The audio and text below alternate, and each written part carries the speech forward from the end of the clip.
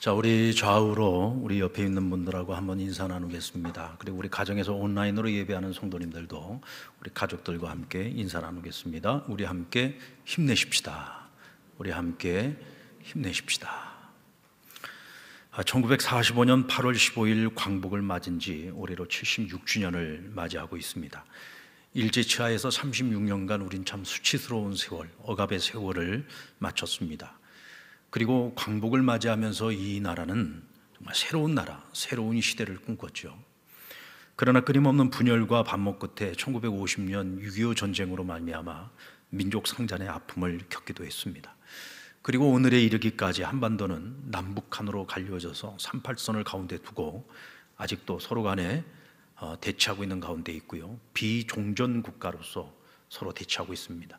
비종전 국가라고 하는 것은 아직도 전쟁 중에 있다는 얘기예요.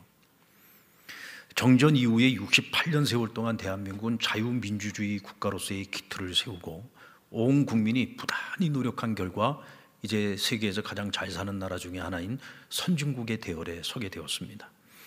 하지만 북한은 아직까지도 공산주의 국가로 김일성 일가의 3대째 세습의 그 억압과 그리고 핍박 속에서 인권이 유린당하고 그 백성들은 굶주림과 그리고 고통 속에서 살아가고 있습니다. 이제 우리가 진정으로 바라는 광복의 날은요, 이 반쪽짜리가 아닙니다. 온전한 한반도 통일과 더불어서 그리고 온전한 해방의 날을 맞이하는 것이죠. 한국교회는 그와 같은 해방의 사명을 가지고 복음 통일을 위해서 부단히 기도해야 되고 또한 열심히 준비해야 합니다. 1945년 해방 이후로부터 시작해서 오늘에 이르기까지 우리 한국의 역사를 가만히 살펴보면요, 우리는 끊임없이 속박으로부터 벗어나기 위해 자유를 얻기 위한 투쟁을 지금까지 쉼없이 해왔습니다. 건국 이후에 오랜 세월 동안 우리는 독재 정권 아래에서 민주화를 꿈꾸면서 민주화 운동에 꽃을 피웠죠. 그리고 지금은 열매를 맺었습니다. 그래서 자유민주주의 국가가 되지 않았습니까? 독재 권력으로부터의 자유를 쟁취해낸 겁니다. 그리고 전쟁 이후에는 폐허가 된 나라를 다시 일으켜 세우고 다시는 더 이상 우리가 이 가난과 굶주림 속에서 살아가지 않겠다. 그래서 온 국민이 허리띠를 졸라매고 열심히 노력을 한 결과 이제 이렇게 부강한 나라가 되었습니다. 이제는 가난과 굶주림으로부터의 자유를 얻었죠. 이제는 가난과 굶주림과 싸우는 것이 아니라 이제는 비만과 싸우는 나라가 되지 않았습니까? 하지만 정치 사회학적으로는 우리가 건강한 민주주의 국가를 이루었고 경제적으로는 부강한 나라를 이루었는데 문제는 오늘의 현실이 어떠냐는 거예요. 그렇게 우리가 자유한 나라가 되고 부강한 나라가 되고 또 풍요로운 나라가 되었는데 대한민국은 세계에서 우울증 환자가 가장 많은 나라, 자살률이 OECD 국가 중에 1위인 나라, 이렇게 풍요로운 나라에서 살아가고 있는 우리 다음 세대 젊은이들이 이 나라를 헬지옥이라고 부르고 벗어나고 싶은 나라로 여기고 있습니다. 그런 의미에서 보면 우리나라는 그 시대마다 우리를 속박하는 어떤 것으로부터 끊임없이 자유를 얻기 위해서 끊임없는 도전을 해왔던 것 같습니다. 지금 현재도 진행형이라고 말할 수 있죠. 그런 의미에서 보면 이 해방이라고 하는 것이 정치적으로나 사회적으로나 어떤 경제적인 차원을 넘어서서 어떤 상황 속에서도 진정한 자유와 평화를 누릴 수 있는 상태를 말하는 거예요. 그러니까 뭐 정치적으로 어떤 상황이냐, 경제적으로 어떤 상황이냐, 사회적으로 어떤 상황, 이런 차원의 것이 아니라는 거죠. 어떤 체제 아래에서도, 어떤 상황 속에서도, 어떤 환경 속에서도 진정한 자유, 평화, 그리고 행복을 누릴 수 있는 상태를 말한다는 거예요. 이것이 진정한 해방이라는 것입니다. 자, 오늘 본문의 말씀은 예수님께서 공생애를 시작을 하시면서 자신의 고향인 나사렛을 방문하시고 이때 처음으로 자신이 메시아로 이 땅에 오셨다라고 하는 것을 밝히고 증거하신 사건을 기록하고 있습니다. 고향 나사렛을 방문하신 주님이 제일 먼저 찾아간 곳은 회당이었습니다. 그리고 그 회당에 가서 마침 예수님께서 성경을 읽기 위해서 서셨는데 성경을 펼쳐서 가져다 주는 사람이 이사야서의 말씀을 가져다 줬어요. 그런데 예수님께서 그 이사야서 가운데에서도 오늘 우리가 함께 읽었던 본문 이사야 61장 1절로 2절의 말씀을 본인이 직접 찾아서 읽으셨다고 했습니다. 오늘 그 말씀을, 오늘의 본문의 말씀을 가지고서 제가 한번 읽어드리도록 하겠습니다.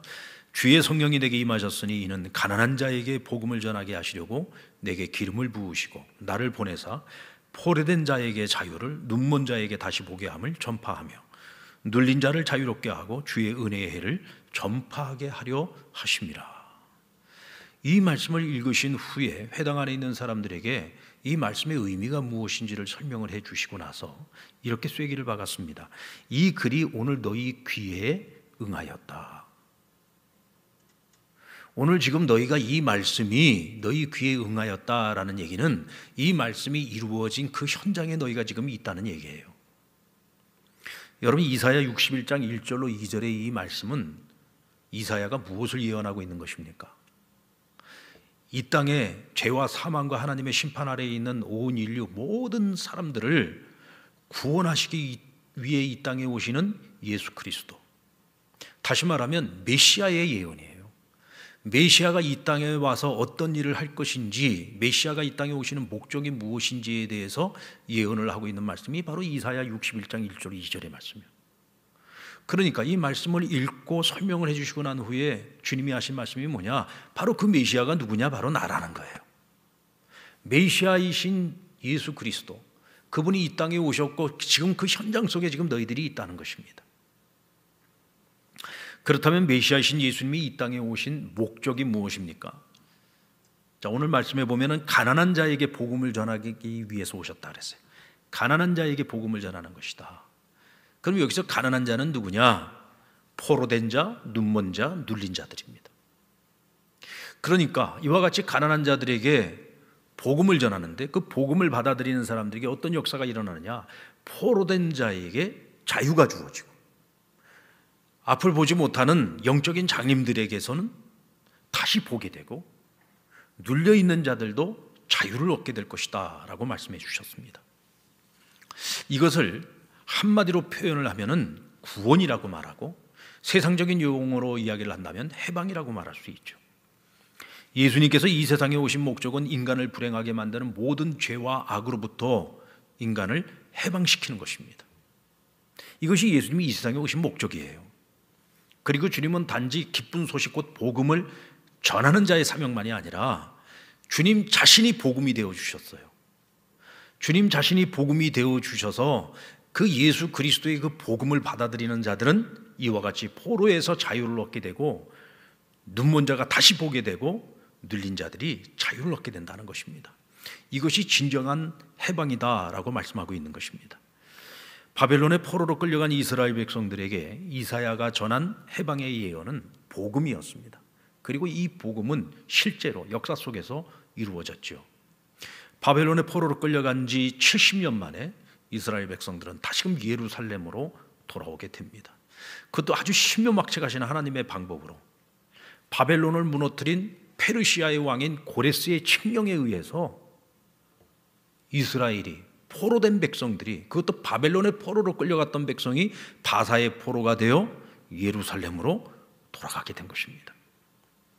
이사야의 예언대로 포로된 상태에서 자유를 얻게 된 거죠. 영적인 장님이었던 이스라엘이 에스라의 영적 각성 운동을 통해서 예루살렘으로 돌아가서 그들이 영안이 열리게 됩니다. 다시금 하나님께로 돌아가게 되죠. 하나님을 경외하는 백성으로 회복되고 영적 부흥 운동이 일어나기 시작한 거예요. 그리고 가난과 억압에 눌려있던 상태에서 자유민이 되어 이제는 꿈을 꿀 수 있게 되고 희망을 가질 수 있게 된 겁니다.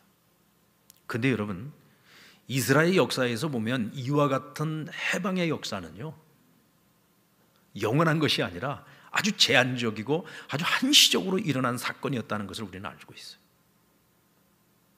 메시아이신 예수님이 이 세상에 오시기까지, 그러면 이스라엘 백성들은 그 기간 동안, 우리가 중간기라고 말하는 기간인데, 이 중간기, 이 기간 동안 그러면 그들은 자유했는가? 그들은 진정한 해방을 맞이했는가? 아닙니다. 그들은 여전히 억압 가운데 있었고, 여전히 착취당하고 있었고, 여전히 세상에서 가장 불행한 인생을 살고 있었어요. 그래서 예수님이 오셔서 백성들을 바라보시면서 뭐라고 하셨습니까? 목자가 없는 양과 같다 그랬어요. 어디로 가야 할지 향방을 알지 못하는 양떼와 같다. 그래서 늘 이리의 밥이 되고 늑대의 밥이 되어지는 정말이지 불쌍하고 가녀린 인생들, 그게 이스라엘 백성들의 모습이었다는 거죠. 그래서 주님은 늘 그들을 바라보시면서 불쌍히 여기고 긍휼히 여기셨다고 했습니다. 여러분, 주님이 오신 그 이후에 그럼 이스라엘은 어떻게 됐습니까? 주님이 오시고 난 그 이후에 메시아로 오신 그 예수님을 그들은 알아보지 못하고 메시아를 십자가에 못 박아 죽였습니다. 그리고 AD 70년에는요 로마에 의해서 이스라엘이라고 하는 이 나라 자체가 아예 그냥 지구상에서 사라져 버립니다. 모든 유대인들이 전 세계로 흩어지게 되죠. 그래서 이때부터 디아스포라 유대인, 흩어진 유대인의 역사가 시작이 되는 거예요. 결국 이사야를 통해 하나님께서 말씀하신 궁극적인 해방이라고 하는 것은 정치적인 해방, 경제적인 해방이 아니에요. 이것은 왜냐하면 제한적이에요. 한시적인 거예요. 어느 일정 기간이 지나고 나면 그들은 또다시 억압당하고 또다시 착취당하고, 그래서 이런 정치적 해방이나 경제적 해방을 가지고서 우리는 진정한 해방이라고 말할 수 없어요. 그럼 진정한 해방이란 뭐냐? 근본적으로 사람들을 속박하고 포로 삼고 있는 죄와 악의 속박으로부터 우리를 구원하는 거예요. 이때 우리는 진정한 자유를 얻을 수 있고 진정한 기쁨과 평안과 행복을 얻을 수 있는 것이죠. 그것은 오늘날 우리의 현실과도 다르지 않습니다. 여러분, 우리는 지난 역사 속에서 끊임없는 투쟁을 통해서 권력으로부터 자유를 얻었습니다. 경제적인 자유도 얻었어요. 지금 세계에서 가장 잘 먹고 잘 사는 나라, 가장 풍요로운 자유를 누리고 있는 나라, 이제는 뭐 자유가 너무 지나쳐서 방종이죠. 여러분, 이런 자유와 이런 풍요를 누리는 나라가 전 세계에 몇 나라나 될까요? 의외로 많지 않습니다, 여러분. 그 중에 하나가 대한민국이에요. 이런 자유와 평화를 누리고 있는데 왜 이 나라에 왜 이렇게 우울증 환자들이 많고, 왜 이렇게 자살하는 사람들이 많고, 왜 이 나라의 다음 세대인 젊은이들은 이 땅에 희망이 없다고 말하는 걸까요? 이것이 어떻게 보면 환경적인 문제처럼 보일 수도 있고 사회적인 문제, 또 상황적인 문제인 것처럼 보일 수도 있어요. 그러면 사회적인 환경이 달라지면은 우리들이 느끼는 것이 달라질까요? 이 나라가 조금 더 나아지겠습니까? 여러분, 환경, 상황, 이것이 아무리 바뀌어도요, 우리 자신이 바뀌지 않으면은 우리는 진정한 해방을 누릴 수가 없는 거예요. 이스라엘이나 우리나라나 이 세상을 살아가는 모든 사람들에게 진정한 해방의 소식, 진정한 자유의 소식, 진정한 기쁨의 소식은 오직 예수 그리스도, 오직 복음입니다.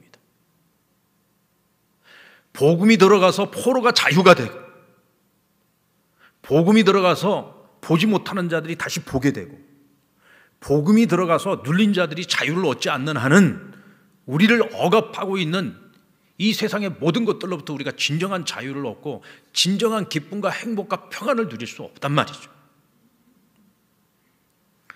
예수님을 인격적으로 만나고 주님과 소통하며 살아가는 그리스도인들이 공통적으로 느끼는 것이 있습니다. 그것은 내가 예수 믿고 환경이 바뀌는 것이 아니라 내가 예수 믿고 내가 변한다는 거예요. 내가 변한다는 겁니다.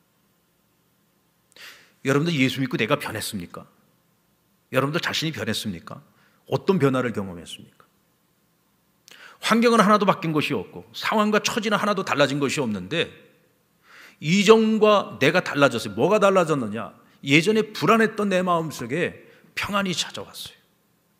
늘 절망하고 낙심했던 내 마음속에 감사가 찾아오고 기쁨이 찾아왔어요.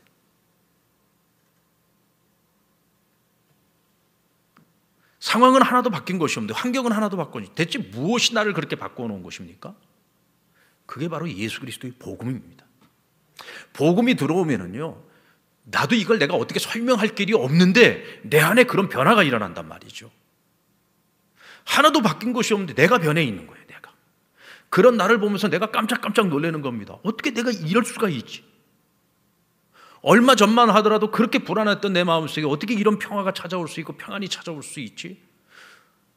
날마다 절망하고 낙심했던 내 삶 속에 어떻게 이런 기쁨이 찾아올 수가 있는 거지? 나도 내가 나를 보면서 깜짝깜짝 놀라는 일들이 일어나요. 여러분들, 우리가 예수 믿고도요, 이런 일들을 전혀 경험하지 못했다고 한다면 아직 우리요, 내 안에 복음을 받아들인 게 아닙니다. 복음이 들어오고 복음이 내 안에서 역사를 하고 예수님이 내 안에서 역사를 하기 시작하면 이런 역사가 일어나요. 여러분, 복음을 받아들인다는 게 뭐예요? 주인이 바뀌는 겁니다. 이전에는 내가 주인이었는데 복음을 영접하면서 예수님이 이제 내 인생의 주인이 되신 거예요. 예전에는 내가 주인 노릇하려니까요, 가진 것이 없어서 불안한 게 아닙니다. 가진 것이 많은데도 불안해요. 지금 내가 하는 일들이 불통해서 내가 지금 불안한 게 아니라 모든 것이 형통한 가운데 있는데도 불구하고 내 마음이 불안해요. 왜 그럴까요?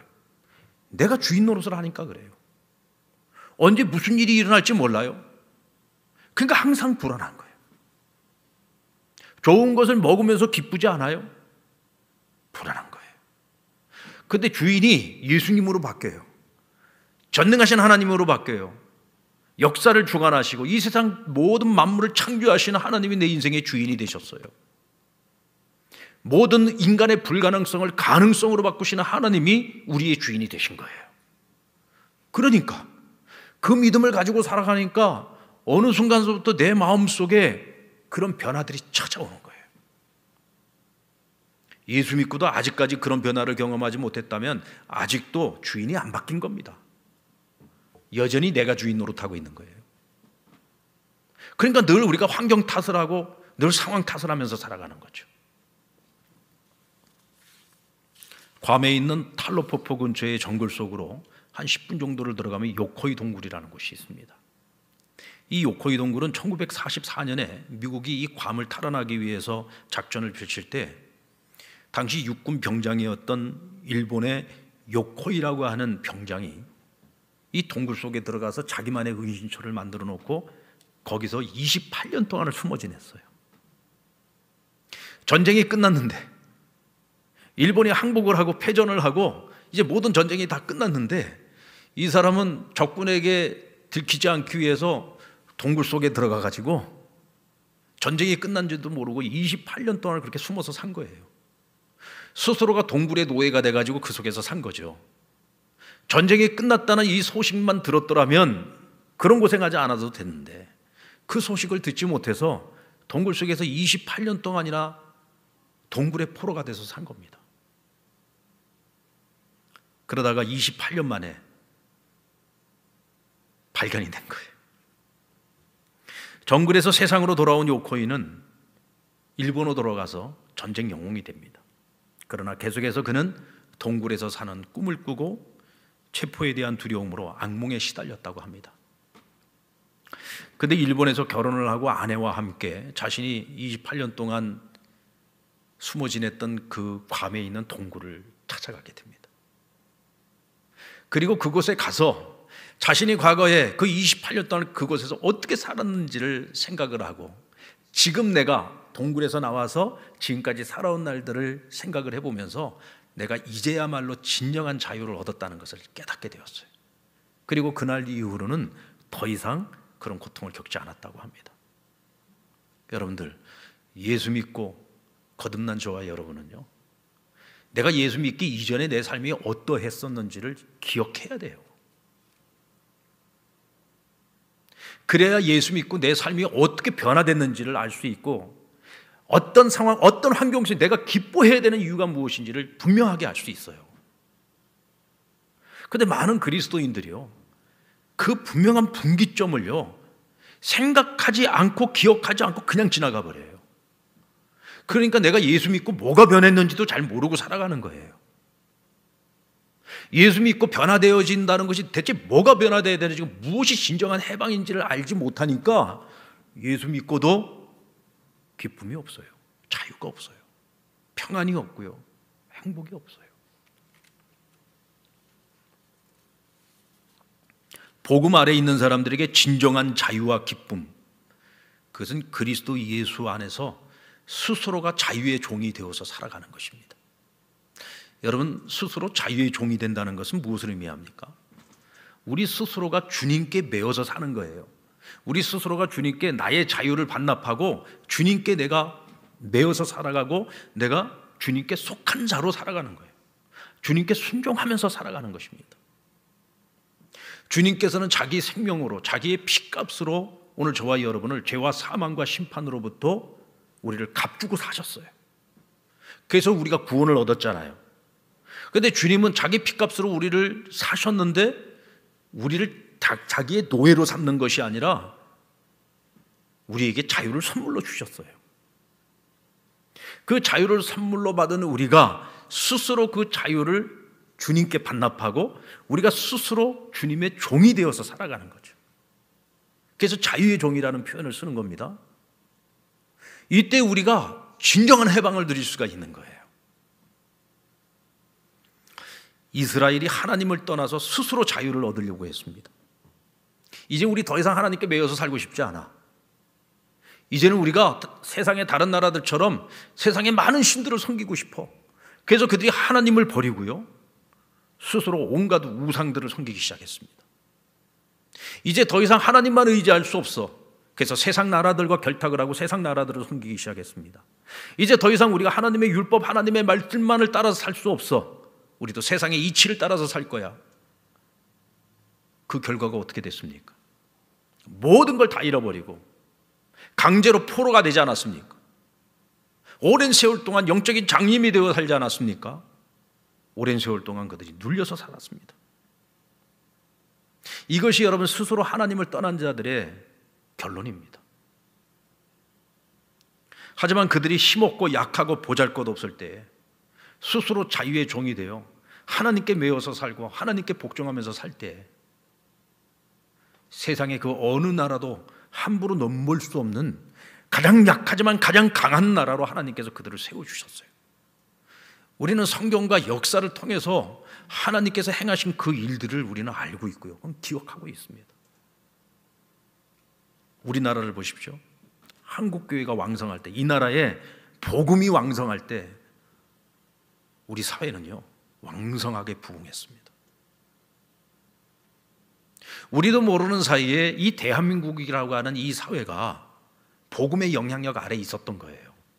여러분, 그 당시에는요 교회에서 많은 이 나라의 일꾼들을 길러냈습니다. 교회의 문화가 세상의 문화를 선도해 나갔어요. 저희 중고생 시절만 해도 그랬어요. 정말 교회 문화가요 세상 문화보다 훨씬 탁월했습니다. 지금은 어떻습니까? 2000년대에 들어서서 한국교회가 쇠퇴하기 시작하고 지금 코로나 시대를 맞이하면서 한국교회는 엄청난 위기를 지금 맞이하고 있죠. 근데 이것이 한국교회의 쇠퇴로만 끝나면 그나마 다행인데 문제는 뭐냐? 한국교회의 쇠퇴는 곧 이 나라 이 민족의 쇠퇴를 의미하는 것이고 대한민국 이 사회의 쇠퇴를 의미하는 거예요.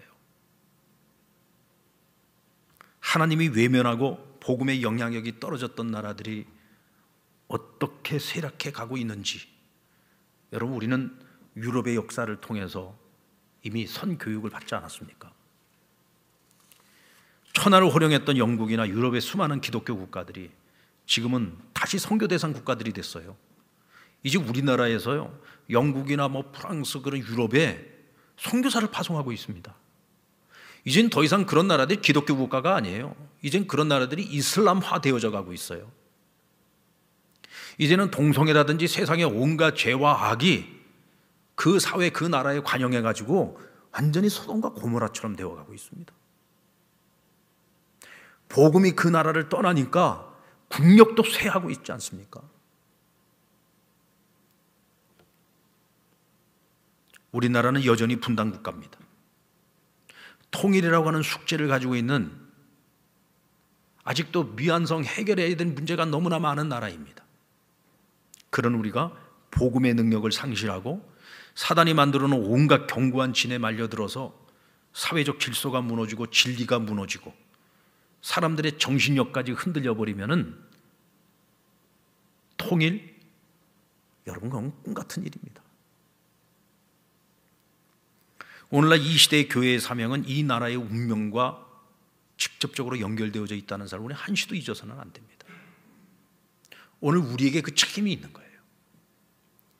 이 땅의 교회는 지금 이 코로나 위기를 기회로 삼아서 다시금 복음으로 돌아가는 운동을 펼쳐야 됩니다. 그런데 여러분, 이 복음 운동은요, 예수님 시대부터 지금에 이르기까지 한 번도 만만했던 적이 없습니다. 자, 오늘 본문에 보면 예수님께서 나사렛 자기 고향에 내려가셔가지고, 고향 메시아가 고향에 가가지고 어떤 일을 당했습니까? 배척을 당했어요. 배척만 당한 것이 아니라 예수님을 벼랑에서 밀어가지고 죽이려고 했습니다. 복음은 처음서부터 그와 같이 세상으로부터 끊임없이 저항을 받고 박해를 당하고 핍박을 당했습니다. 오늘날의 교회가 주의 복음을 전하기 시작하면은요, 세상은 절대로 교회를 그냥 놔두지 않습니다.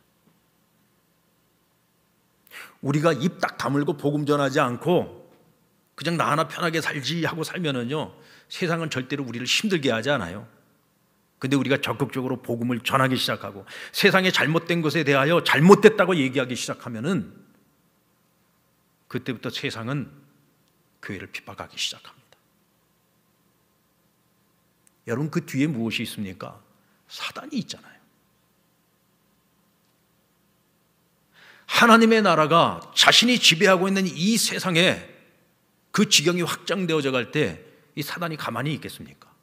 그러니까 세상의 권력을 뒤에서 움직이는 거예요. 세상의 문화를 움직이는 겁니다. 세상의 쾌락을 움직이는 거예요. 그래서 교회를 핍박하기 시작하고 복음을 회방하기 시작하고 결국은 믿는 자들 자체도 위축되도록 만드는 거죠. 지금 우리 사회를 보십시오. 차별법, 평등법이라는 그럴듯한 이름의 아주 이상한 법안들을 만들어가지고 인류가 지금까지 지키려고 그렇게 애써 왔었던 절대 진리를 대한민국 정부가 나서서 지금 이런 진리들을 무너뜨리려고 하고 있잖아요. 왜 이런 일들이 지금 대한민국에서 일어나고 있는 겁니까? 그런데 그 절대 진리를 수호하기 위해서 현재 이 나라에서 그 거대한 권력과 지금 맞서서 싸우고 있는 공동체는 교회밖에 없어요. 사회 어디에서도 지금 거기에 대해서 저항하고 이게 잘못됐다고 얘기하고 있는 사람들이 없습니다. 심지어는 이 나라는 종교다원주의 국가 아닙니까? 얼마나 많은 종교들이 있습니까? 그 많은 종교들이 있는데도 불구하고 이게 지금 잘못됐다고 바른 소리 하고 있는 집단이 없어요. 오직 교회만이 지금 이것이 잘못됐다고 얘기를 하고 있어요. 그러니까 지금 현 정부도 이 교회가 얼마나 불편한 존재인지 모릅니다.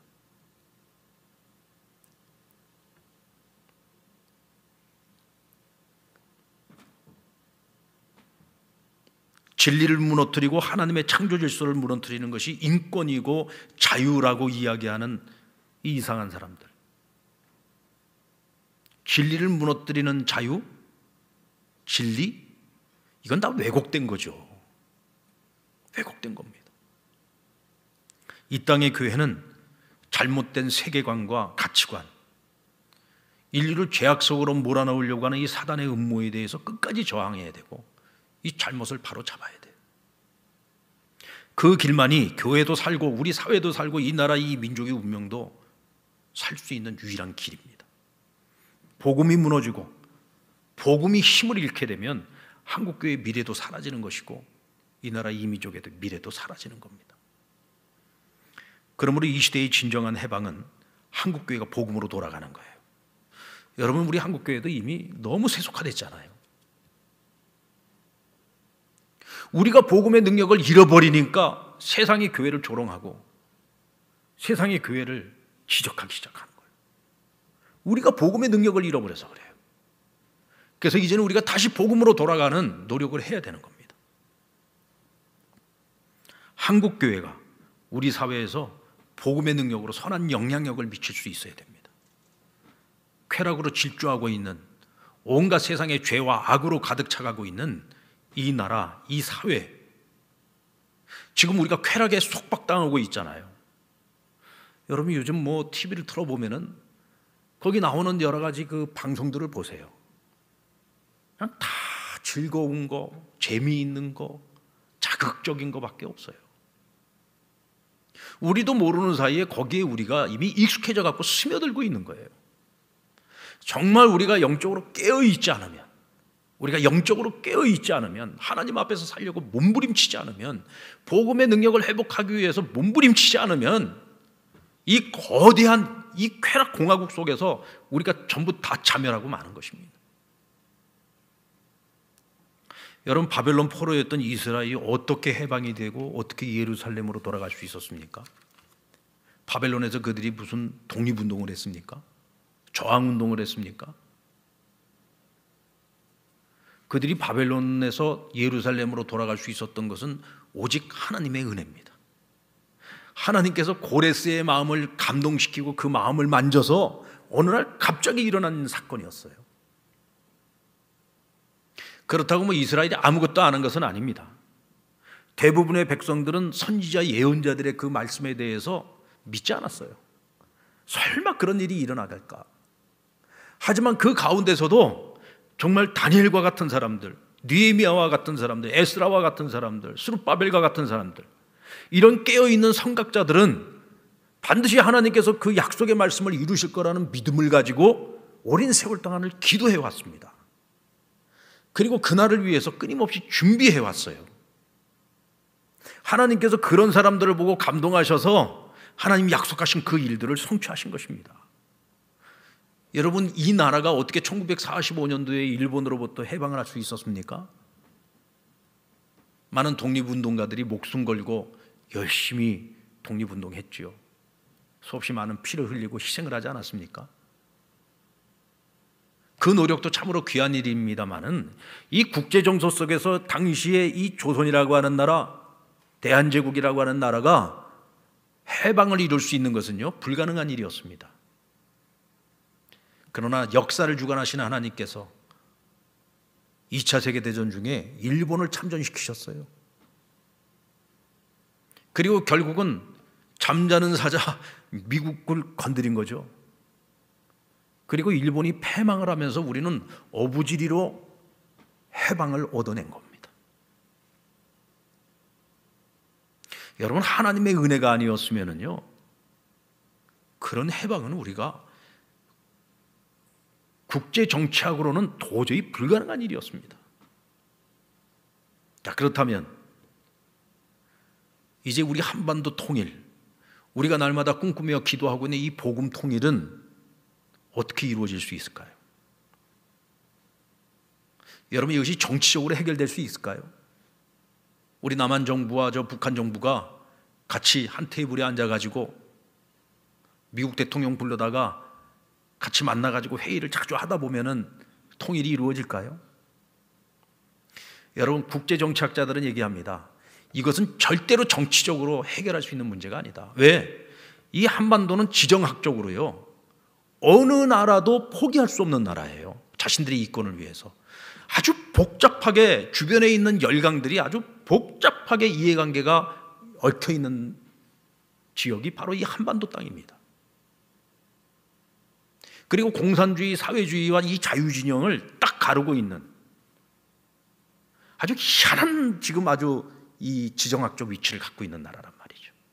그러니까 이건 국제정치학적으로 해결할 수 있는 문제가 아니에요. 그러면 어떻게 통일이 이루어질 수 있을까요?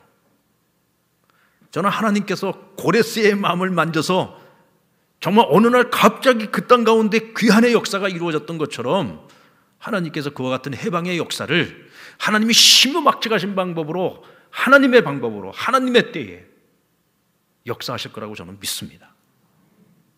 그런데 그 일이 이루어지기 위해서는 하나님의 마음을 감동시켜야 되는데 누가 그것을 감동시킬 것이냐?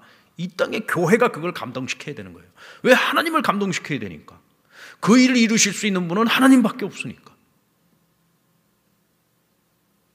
통일을 이야기하면 다들 얘기하죠. 무슨 통일? 어떻게 통일을 해? 그럼에도 불구하고 하나님이 하시면 가능하다고 믿고 포기하지 않고 기도하는 사람들이 있을 때 하나님의 마음을 감동시킬 수 있는 거예요. 지금 우리가 북한 선교한다고, 통일을 준비한다고, 과연 통일이 이루어질까? 이런 말만 하고 있는 사람들은 통일을 위해서 아무것도 하지 않습니다. 그러나 언젠가 그날이 올 것을 알고 믿고 그날을 준비하는 사람들을 통해서 하나님께서는 이 땅에 통일의 역사를 이루시는 거예요. 여러분, 복음만이 살 길입니다. 복음만이 우리를 살릴 수 있고 우리가 살아가고 있는 이 부패해져 가고 있는 이 타락해져 가고 있는 이 사회를 살릴 수 있고 이 나라, 이 민족의 운명을 살릴 수 있는 겁니다. 먼저 교회가 복음으로 돌아가야 됩니다. 먼저 교회가 복음으로 돌아가야 됩니다. 복음의 영향력을 가지고 이 사회를 변화시켜야지 됩니다. 진리를 수호하기 위해서 목숨을 걸어야 되고요. 통일을 위해서 우리는 깨어 기도하고 그날을 준비해야 합니다. 이때 여러분, 우리가 복음 전함을 통해 포로된 자들이 자유를 얻게 될 겁니다. 저 북녘 땅에 억압당하고 착취당하고 있는 저 북녘의 백성들이 자유를 얻는 날이 오게 될 겁니다. 아멘. 포로에서 자유가 될 겁니다. 앞을 보지 못하는 자들, 영적으로 눈멀어 있는 자들, 그들이 다시 보게 되는 역사가 일어날 겁니다. 눌려서 살아가는 수많은 사람들이 자유를 얻는 날이 찾아오게 될 겁니다. 이것이 우리 한국교회와 성도들이 감당해야 될 선지자적 사명이고 메시아적 사명이고 보냄받은 자의 사명입니다. 오늘 저와 여러분이 그 사명을 잘 감당해서 진정한 해방을 가져올 수 있는 그날을 꿈꾸고 우리의 사명을 감당할 수 있기를 주님의 이름으로 축원합니다.